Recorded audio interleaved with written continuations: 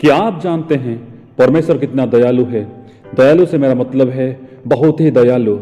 हम सब जानते हैं कि परमेश्वर की दया कितनी महान है, क्योंकि आज हम सब उसकी महान दया की वजह से, उसकी महान दया से ही आज जीवित हैं। बाइबल में ऐसे बहुत से घटनाएं हैं जहाँ पे परमेश्वर ने अपनी दया से बहुतों को बचाते हैं। तो ऐसे घटनाओं में से मैं आज आपको एक घटना बताऊंगा जहाँ पे परमेश्वर ने अपनी महान दया से, अपनी महान दया की वजह से बहुतों को बचाने के लिए कोशिश करते हैं। प्रिय, हम सब जानते हैं जब परमेश्वर ने इस सृष्टि की रचना की तो उन्होंने देखा कि सब कुछ अच्छा है, बहुत सुंदर है, और परमेश्वर बहुत खुश हो जाते हैं। और उनका रखवाली करने के लिए, उनके ऊपर अधिकारी ठहरने के लिए परमेश्वर ने मानव को अपने ही हाथों से और अपने ही स्वरूप में बनाते हैं। प्रियो, कुछ सालों के लिए तो सब कुछ सही चल रहा था, सब कुछ अच्छा चल रहा था, परंतु जैसे जैसे दिन बीतते गए, जैसे जैसे साल बीतते गए, वैसे वैसे इंसानों ने अपना मनमानी करना शुरू कर दिया, परमेश्वर के आज्ञा के खिलाफ काम करना शुरू कर दिया। ये पाप, ये बुराई बढ़ते गए। ये सब देख के परमेश्वर बहुत दुखित हो जाते हैं। परमेश्वर को बहुत दुख लगता है। लिखा गया, यहोवा ने देखा कि मनुष्यों की बुराई पृथ्वी पर बढ़ गई है और उनके मन के विचार में जो कुछ उत्पन्न होता है वो निरंतर बुरा ही होता है। और यहोवा पृथ्वी पर मनुष्यों को बनाने से पछताया और वो मन में अति खेदित हुआ। तब यहोवा ने कहा, मैं मनुष्य को जिसकी मैंने सृष्टि की है पृथ्वी के ऊपर से मिटा दूंगा। क्या मनुष्य, क्या पशु, क्या रेंगने वाले जंतु, क्या आकाश के पक्षी, सबको मिटा दूंगा, क्योंकि मैं उनको बनाने से पछताता हूँ। हाँ मेरे प्रियो, उस समय कोई भी धर्मी पुरुष नहीं था सिवाय एक, यानी कि नूह के सिवाय, और कोई भी इतने बड़े दुनिया में, सारी पृथ्वी में कोई भी परमेश्वर की दृष्टि में धर्मी पुरुष नहीं था।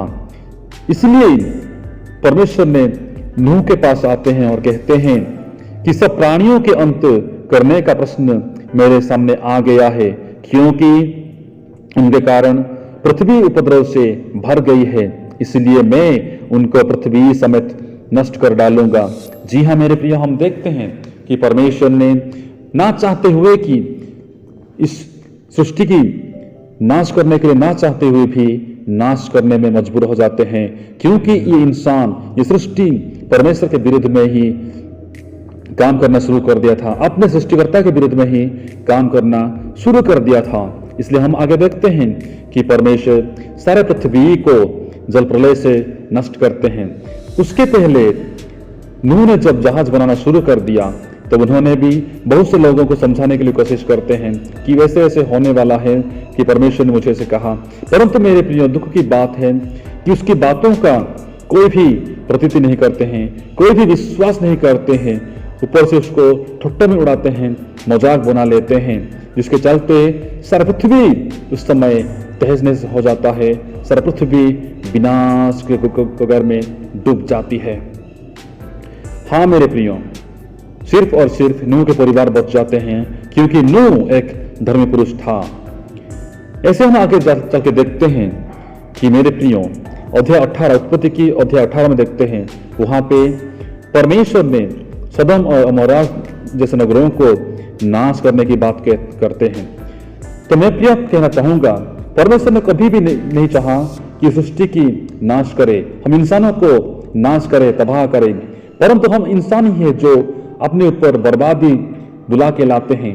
हम इंसान ही है जो नाश को निमंत्रण करके लाते हैं।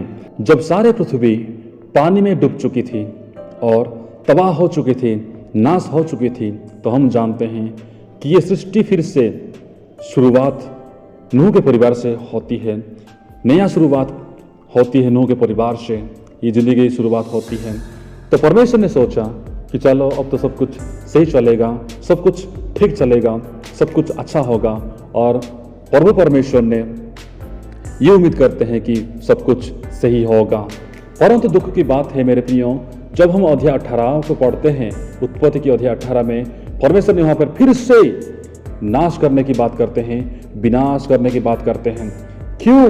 क्योंकि फिर से इंसानों ने ये सृष्टि ने परमेश्वर के खिलाफ काम करने लगे, परमेश्वर के विरुद्ध में काम करना शुरू कर दिया, जिसकी वजह से परमेश्वर को फिर से दुख लगता है, उनके मनों में कष्ट लगता है मेरे प्रियो।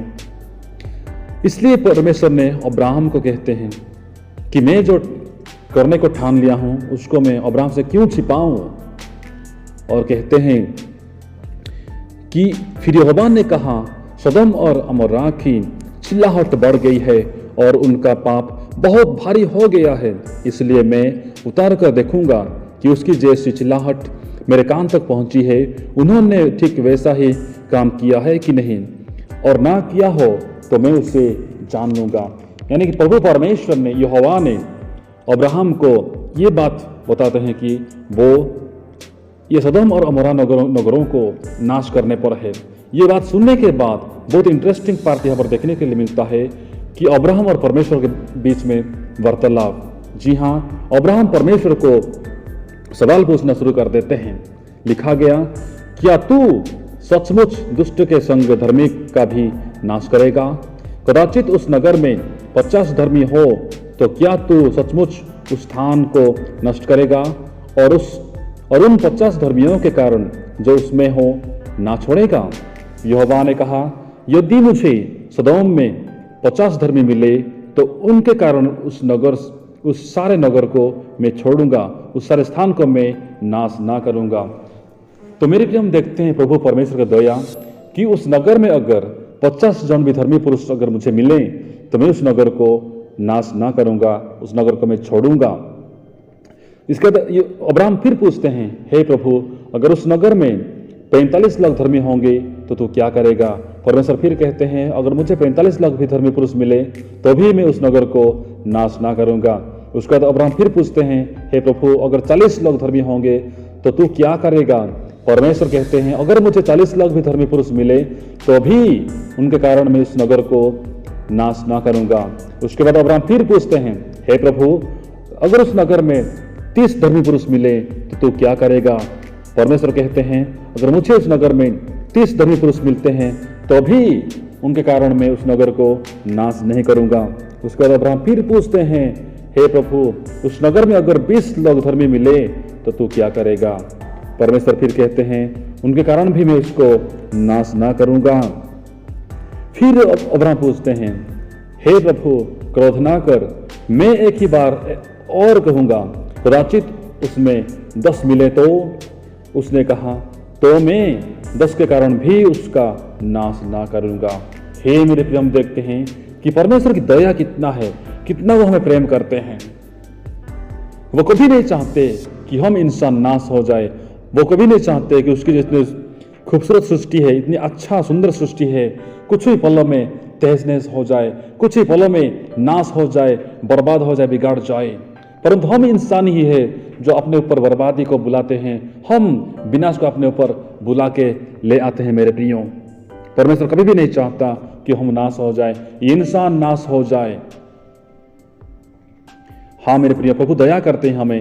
यहाँ पर देखें, 50 से आके हमें 10 तक आगे, 50 तो छोड़िए, यहाँ पे तो सिर्फ और महज 10 लाख भी धर्मी पुरुष नहीं थे इतने बड़े नगर में। तो उनका बुराई क्या था, हम आगे देखेंगे कि जिसकी वजह से उनको नाश होना पड़ा, उस नगरों को नाश करना पड़ा। तो मेरे प्रियो, हम देखें कि जब नूह के समय में भी सारा पृथ्वी जल प्रलय में डूब गया। क्यों? क्योंकि उस समय भी लोगों ने परमेश्वर की बातों को ध्यान नहीं दिया, और ऐसे ही नूह की बातों को भी वे लोग ध्यान नहीं दिया और उसको ठट्ठा में उड़ाने लगे, उसको मजाक में उड़ाने लगे मेरे प्रियो, जिसकी वजह से सारी पृथ्वी को उस दिन उस समय नाश होना पड़ा था, सिवाय एक परिवार को, जो कि नूह का परिवार। और हम आगे देखेंगे कि परमेश्वर की दया कैसे लूत को और उसके परिवार को बचाते हैं, परंतु सदोम और अमोरा को नाश करते हैं। तो मेरे प्रिय, मैं आपको कहना चाहूंगा, परमेश्वर ये नहीं चाहता कि हम नाश हो, हम विनाश हो। परमेश्वर चाहते हैं कि हम मन फिराएं, हम उसके पास आए, उनके समीप आए और उद्धार का अधिकारी बने। तो हम प्रभु में विश्वास करें और उनके हर एक वचनों को, हर एक आज्ञाओं को मानने के लिए कोशिश करें। तो प्रभु हम सबको आशीष देवे। धन्यवाद।